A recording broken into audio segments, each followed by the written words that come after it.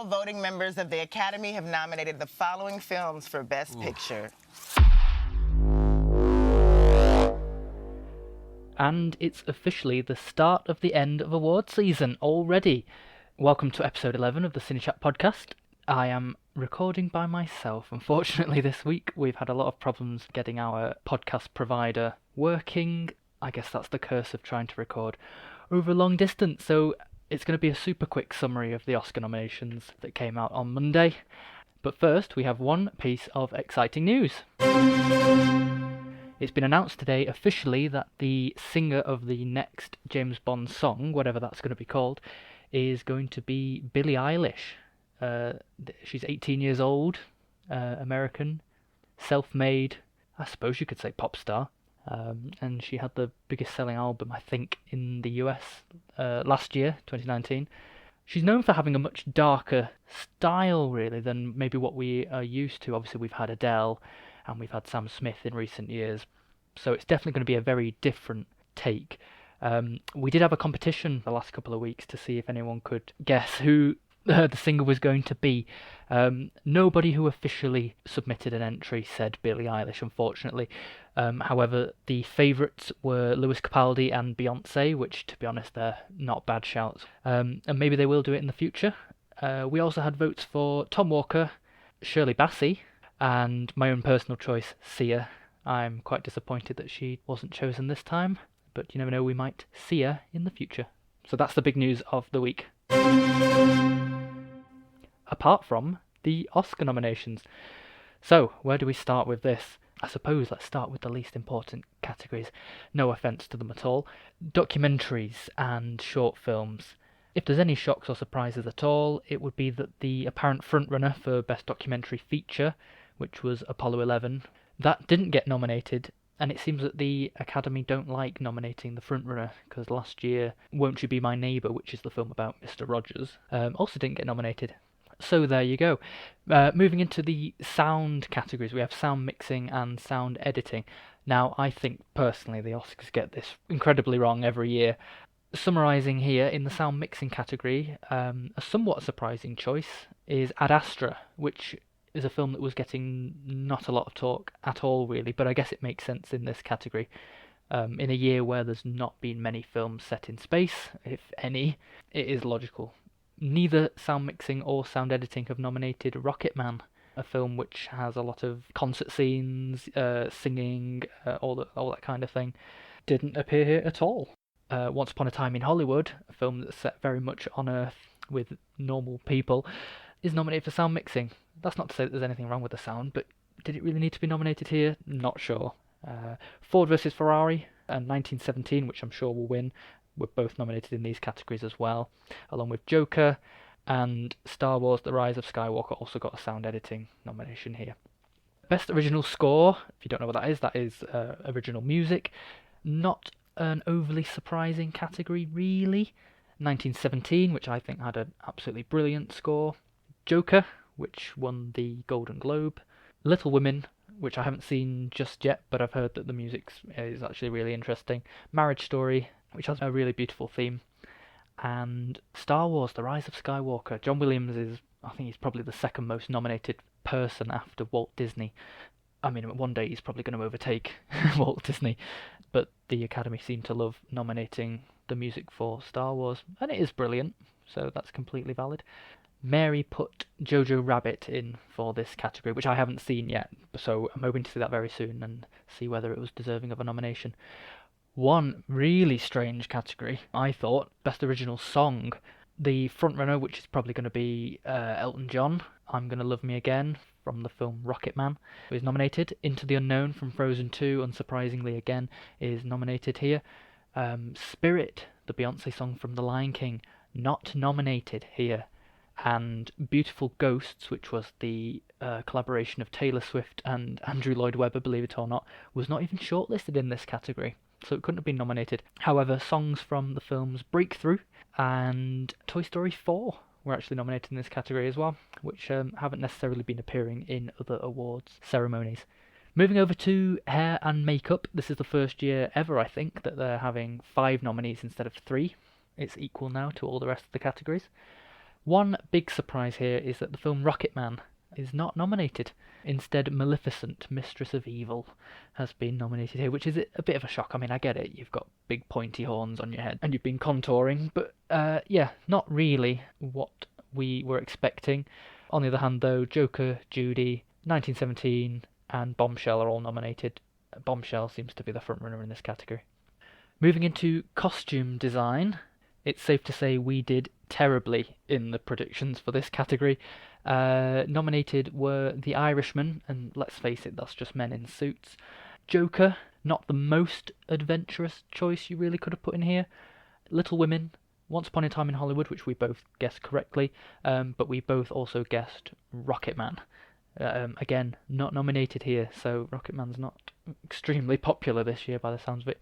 Jojo Rabbit was the other nomination. The frontrunner, up until this point anyway, was the Eddie Murphy comedy Dolomite Is My Name, and that was the same costume designer who won for Black Panther, I believe, last year.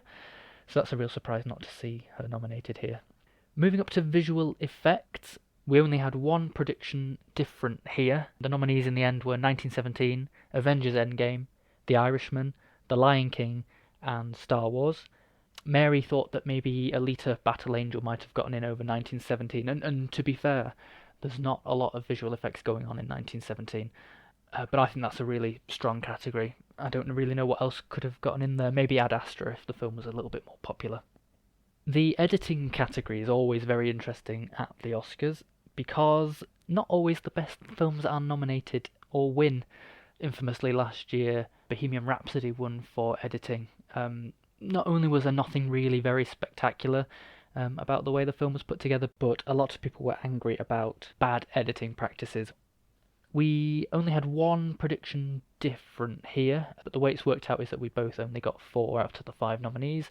Ford vs Ferrari, The Irishman, Joker, Parasite, which is exciting to see. I've heard there's a lot of montages. Mary got Jojo Rabbit right, and Once Upon a Time in Hollywood wasn't nominated here. Usually they say if you're going to win Best Picture, you're going to have a director, a screenplay, and an editing nomination. The fact that Once Upon a Time in Hollywood doesn't have that doesn't mean anything, but we'll see. Cinematography is a category neither of us were surprised about. I'm really happy with the choices here. 1917 is obviously going to go and win. The Irishman, fair enough. Joker, very good. The Lighthouse, very excited. This is a category where they often put either a foreign language film or a more indie film in here. This one's in black and white. They've done stuff with the lighting and the aspect ratio. It's very stylized, so I'm excited to see that. And Once Upon a Time in Hollywood, I guess, unsurprisingly, again. Production design, which is essentially everything you can see in the film, everything from sets and locations and props and use of colour, most of the things that you just see. This year, 1917, The Irishman, Jojo Rabbit, Once Upon a Time in Hollywood, which I think is the frontrunner, and Parasite, believe it or not, which beat Joker, which myself and Mary also put in. So that'll be interesting. Speaking of Parasite, let's move over into the Best International Film category. There's no surprise here that Parasite is, of course, the frontrunner and is, of course, going to win. We went for a slightly different choice on here, but still ended up with only 4 nominees each. That's Parasite, the Antonio Banderas film Pain and Glory, the French film Les Miserables, also the documentary Honeyland, and Corpus Christi, which Mary did get right here, but I got Honeyland. The snub here is a film called Atlantics, which has been part of the conversation up until this point. Doesn't seem to be going any further. Speaking of films that aren't going to go any further, believe it or not, Best Animated Feature nominees are Toy Story 4, Missing Link, How to Train Your Dragon 3, I Lost My Body, and Klaus. Yes, you heard right. Klaus is nominated for Best Animated Feature, which is absolutely brilliant news. Weirdly, though, it's in the place of Frozen 2. Obviously, the Disney juggernaut. Not looking to have any success, unless it's in the Best Song category this year. We've then got the 2 screenplay categories. One's adapted from another source, and one is original. No surprises in the adapted screenplay category. Jojo Rabbit, Joker, The Irishman, Little Women, and The Two Popes. So that's good. Original screenplay, however, although there was 4 that we were expecting, that's Knives Out, Marriage Story, Once Upon a Time in Hollywood, and Parasite, I put The Farewell, thinking it was quite an original story. Mary went for Pain and Glory. The actual nominee is 1917, which I think a lot of people were shocked about. The dialogue's not necessarily, even though you spend a lot of time with the two main characters, it's not necessarily the best part of the film, it's not necessarily the focus of the film either. But hey, there it is, and it's another nominee for 1917, so I guess you can't really go wrong. We've then got the acting categories. Supporting actress was the first category to be announced on Monday, and it started with a rather unusual choice that's not been part of the conversation necessarily all the way through. Kathy Bates for Richard Jewell was the first announcement. Already there's question marks over Jennifer Lopez for Hustlers. A lot of people might have been worried for Florence Pugh for Little Women. The actual nominees are Laura Dern, who's been sweeping for Marriage Story, Scarlett Johansson in Jojo Rabbit, then Florence Pugh for Little Women, Margot Robbie for Bombshell, and of course Kathy Bates for Richard Jewell, which I think has only just come out in the UK, but whether or not that will have a big release or not, probably won't, but we'll see. Supporting actor category, we both went for a rather unusual choice, but there was all of a sudden a lot of talk about an actor from Parasite called Song Kang-ho, who might have got in the place of Anthony Hopkins for The Two Popes. Alas, that did not happen, so we both got one wrong here, but Tom Hanks for A Beautiful Day in the Neighbourhood, Al Pacino and Joe Pesci for The Irishman, and Brad Pitt, who again has been sweeping in this category, we're not sure why necessarily, for Once Upon a Time in Hollywood, plus Anthony Hopkins for The Two Popes. The Best Actress category, which is usually one that we get horrifically wrong, and sometimes even the winner we get horrifically wrong, was completely as you'd expect it this time around. Renee Zellweger for Judy. If she doesn't win now, something's very much up. Charlize Theron for Bombshell. She's very strong. She's probably, if anything, she's going to be the runner-up.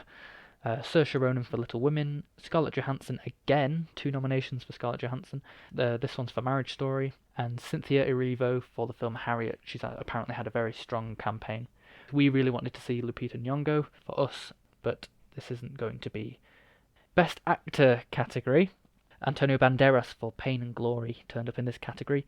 As expected, Leonardo DiCaprio for Once Upon a Time in Hollywood, Adam Driver, who's probably the second likely to win for Marriage Story, Joaquin Phoenix for Joker, who's obviously going to win, and unfortunately no Taron Egerton for Rocketman. But in its place, we've got a fabulous British actor, Jonathan Pryce, for The Two Popes. So again, at this point we're thinking, is The Two Popes going to get a Best Picture nomination? We'll see. Best Director next, this is the penultimate category. For me, it was exactly as I expected. Mary went a little bit out on a whim and thought maybe that Taika Waititi for Jojo Rabbit was going to get in. I went for Todd Phillips, who directed Joker, purely based off how many nominations I thought it was going to get, and eventually it did. Todd Phillips was the first nominee, Martin Scorsese for The Irishman, Quentin Tarantino for Once Upon a Time in Hollywood, Sam Mendes for 1917, who, needless to say, I think we're all rooting for. Sorry, Sir Sam Mendes, and Bong Joon-ho is the director of Parasite. So again, another really strong category. A little bit of controversy that there's no female directors in there this year. I would argue maybe that these are still the stronger nominees. I know a lot of people are upset, but it is what it is. Which leads into Best Picture, and there's absolutely zero surprise here. They're the films that literally you've just heard from all the other categories. You'll want to go and see as many of these as you can. That's 1917. Absolutely recommend that. Ford vs Ferrari, The Irishman, that's on Netflix. Jojo Rabbit, Joker, if you haven't already seen Joker, where have you been? Little Women, it's in cinemas right now. Marriage Story, you can catch that on Netflix. Once Upon a Time in Hollywood, you may have missed it now, but keep an eye out for a DVD or whatever.